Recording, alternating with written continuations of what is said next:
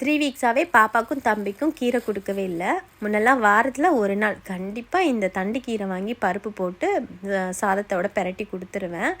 சரி, ரொம்ப நாள் ஆச்சுன்னு சொல்லி இன்றைக்கி ஃப்ரெஷ்ஷாக கிடச்சிச்சு. அதுவும் இந்த பிஞ்சு கீரை மாதிரி இருந்ததா, அதனால ஒரே ஒரு கட்டு மட்டும் வாங்கிட்டு வந்து அதுதான் வந்து டின்னருக்கு செஞ்சுருந்தேன். வாரத்தில் 2 டேஸ் தான் காய்கறிலாம் போட்ட சாம்பார், முட்டைக்கோஸ் சாம்பார், அப்படி இல்லாட்டி இந்த மாதிரி கீரை சாம்பார் வந்து ரெடி பண்ணி கொடுப்பேன். நார்மலாகவே வந்து சாப்பிட்ற டைமில் குழந்தைங்கள சமாளிக்கிறது கொஞ்சம் கஷ்டம்தான்.